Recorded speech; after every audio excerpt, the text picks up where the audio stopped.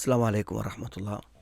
അൽഹംദുലില്ലാഹി റബ്ബിൽ ആലമീൻ വസല്ലല്ലാഹു അലാ മുഹമ്മദിൻ വഅലാ ആലിഹി വസ്വഹബിഹി അജ്മഈൻ അമ്മാ ബഅദ്. ഒരുപക്ഷെ നമ്മളെ അധികം ആളുകളും കണ്ടിട്ടുണ്ടായിരിക്കും, സോഷ്യൽ മീഡിയയിലുള്ളവരൊക്കെ കണ്ടിട്ടുണ്ടായിരിക്കും. നമ്മുടെ ഇവിടെ അടുത്ത് നമ്മുടെ മലപ്പുറം ജില്ലയിൽ തന്നെ ഒരു സ്ഥലത്തൊരാൾ ഭാര്യയെ കൊന്നു. എന്നിട്ട് അദ്ദേഹത്തെ അവിടെ തെളിവെടുപ്പിന് വേണ്ടി കൊണ്ടുവരുന്ന സമയത്ത് വളരെ അസാധാരണമായ ഒരു അലമുറയിട്ട കരച്ചിൽ അയാൾ കരയുന്നത് കണ്ടു. അപ്പോൾ പല കമൻറ്റുകളും ആളുകൾ അതിനെപ്പറ്റി പറയുന്നുണ്ട്. ഇവിടെ ഒരു വലിയൊരു യാഥാർത്ഥ്യം നമ്മൾ തിരിച്ചറിയേണ്ടതുണ്ട്. അയാളുടെ കരച്ചിൽ ഒരിക്കലും ഒരു അഭിനയ കരച്ചിലല്ല, അല്ലെങ്കിൽ അവിടുന്ന് രക്ഷപ്പെടാനുള്ളൊരു കരച്ചിലല്ല. അതൊക്കെ നമുക്ക് എല്ലാവർക്കും തിരിച്ചറിയാൻ പറ്റും. സത്യത്തിൽ അയാൾ പിന്നെ ഭാര്യയുമായി വളരെ സമാധാനപൂർവ്വം ജീവിച്ചു പോകുന്ന ഒരാളാണ്. ആ ന്യൂസ് വായിക്കുമ്പോൾ തന്നെ കാണുന്നത് അയാളും ഭാര്യ എന്തോ ഒരു ജോലി നിർവഹിച്ചു കൊണ്ടിരിക്കുന്ന സമയത്ത് അവരുണ്ടാകുന്ന ഒരു വാക്കേറ്റമാണ് യഥാർത്ഥത്തിൽ ഈ ഒരു കൊലപാതകത്തിലേക്ക് എത്തുന്നത്. അയാളുടെ കയ്യിൽ വെട്ടുകത്തി ഉണ്ടായിരുന്നു, അതുകൊണ്ടാണ് അയാൾ വെട്ടുന്നത്. ഇനി ഇതിൻ്റെ അന്വേഷണങ്ങൾ വരുമ്പോൾ ഈ കേസ് എന്താവും നമുക്കറിയില്ല, എങ്ങനെയാണ് സംഭവിച്ചത് നമുക്കറിയില്ല.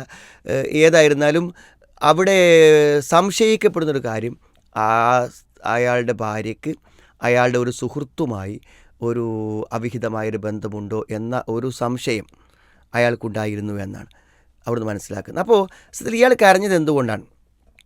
അങ്ങനെയാണെങ്കിൽ തൻ്റെ ഭാര്യ മറ്റൊരാളോട് ബന്ധപ്പെടുന്നു എന്ന് പറയുമ്പോഴുണ്ടാകുന്ന ഒരു വികാരമുണ്ട്.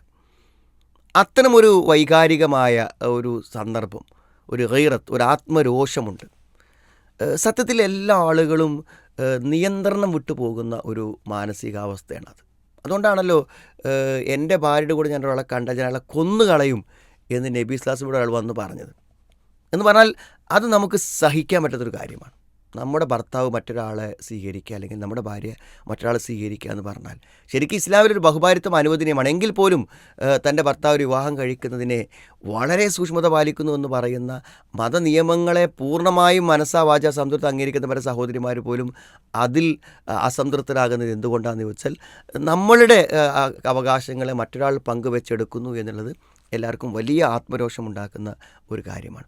അപ്പോൾ സ്വാഭാവികമായി നമ്മളൊരു കൊലപാതകയല്ല, ചിലപ്പോൾ ഒരു ഉറുമ്പിനെ പോലും ദ്രോഹിക്കാത്ത, ഒരാളെപ്പോലും ഒരു കൈകൊണ്ട് അടിക്കാത്ത ഒരാളാണെങ്കിലും അത്തരമൊരു നിമിഷത്തിൽ അയാൾ വൈകാരികമായി പോകും, അക്രമാസക്തനായി പോകും, ഒരു കൊലപാതകയായി പോകും. അങ്ങനത്തെ ഒരു സാഹചര്യം, ഒരു ആത്മരോഷത്തിൻ്റെ സന്ദർഭമാണ് അത്. അത് ചെയ്യണമെന്നല്ല, ചെയ്യാമെന്നുമല്ല, പക്ഷേ അങ്ങനത്തെ ഒരു സാഹചര്യമാണതെന്ന് തിരിച്ചറിഞ്ഞില്ലെങ്കിൽ ചിലപ്പോൾ നമ്മളിലൊക്കെ എന്ത് ചെയ്യും, അത് സംഭവിച്ചു പോകുന്ന സാഹചര്യം ഉണ്ടാവും. അപ്പോൾ അതായിരിക്കാം അയാളെ കൊലപാതകത്തിലേക്ക് നയിച്ചതെങ്കിൽ അയാളുടെ വീട്ടിലേക്ക് റിമാൻഡിന് ശേഷം തിരിച്ചു വരികയാണ്. അപ്പോൾ ആ വീട് കാണുമ്പോൾ അയാൾക്ക് ആ ഭാര്യയെ ഓർമ്മ വരില്ലേ? അയാൾ ചെയ്ത ക്രൂരകൃത്യം അയാളുടെ മനസ്സിലേക്ക് വരില്ലേ? ഇനിയുള്ള ഭാവി ജീവിതത്തിൽ അവളില്ലാത്ത ഇരുളടഞ്ഞൊരവസ്ഥയെക്കുറിച്ച് മനസ്സിലാവില്ലേ? കാരണം ആ കൊലപാതകത്തിൻ്റെ മുമ്പും ശേഷവും അയാളുടെ മനസ്സ് പൂർണ്ണമായും അവളെ സ്നേഹിക്കുന്നുണ്ട്. ആ ഒരു സാഹചര്യത്തിൽ സംഭവിച്ചു പോകുന്ന ഒരു തെറ്റാണത്. അതുകൊണ്ട് തന്നെ ആ സന്ദർഭത്തിൽ അയാൾ അലമുറയിട്ട് കരയുന്നു എന്നുള്ളത് ഒരു നമുക്ക് അത്ര അത്ഭുതമുണ്ടാക്കുന്ന ഒരു കാര്യമല്ല. ഇവിടെ നാം തിരിച്ചറിയേണ്ടത്, ഒരിക്കലും നമ്മുടെ വിവാഹിതരായ ആളുകളുടെ ദാമ്പത്യത്തിൽ ഇത്തരമൊരു സംഭവം ഇല്ലാതിരിക്കാൻ എല്ലാവരും പരിശ്രമിക്കണം. അതായത് നമ്മൾ വിവാഹിതരായിരിക്കുന്ന സന്ദർഭത്തിൽ നമ്മുടെ ഭർത്താവല്ലാത്ത മറ്റൊരാളുമായുള്ള ഒരു ബന്ധത്തിനുള്ള ഏതെങ്കിലും തരത്തിലുള്ള ഒരു ശ്രമം, അത് നിങ്ങളെ ഏറ്റവും അപകടകരമായ സാഹചര്യങ്ങളിലേക്ക് നയിക്കും. കാരണം നിങ്ങൾ ഒന്നിച്ച് ജീവിക്കെ തന്നെ ആ ബന്ധം വിച്ഛേദിക്കപ്പെടുകയാണ് അവിടെ ചെയ്യപ്പെടുന്നത്. പൂർണ്ണമായും ജീവിതം സംശയത്തിന് നിഴലിലാവുകയാണ്. നിങ്ങൾക്ക് ആ ഒരു സ്നേഹം നഷ്ടപ്പെട്ടു പോവുകയാണ്. അതുകൊണ്ട് മറ്റൊരു പ്രയോജനം നിങ്ങൾക്കുണ്ടാവുന്നുമില്ല. ഒരിക്കലും പരസ്പരം ബന്ധപ്പെടാനോ ഒന്നിനും പറ്റാത്ത, വിവാഹം കഴിക്കാനോ ഒന്നിനും സാധ്യമല്ലാത്ത ആളുകളുമായുള്ള ബന്ധം നിലവിലുള്ള ജീവിതത്തിൽ നഷ്ടപ്പെടുത്താൻ ഉപകരിക്കുക മാത്രമേ ചെയ്യൂ. അതുകൊണ്ട് അത്തരം ബന്ധങ്ങൾ ഉണ്ടാകുന്നതിനെക്കുറിച്ച് നമ്മൾ ജാഗ്രതയുള്ളവരാകണം.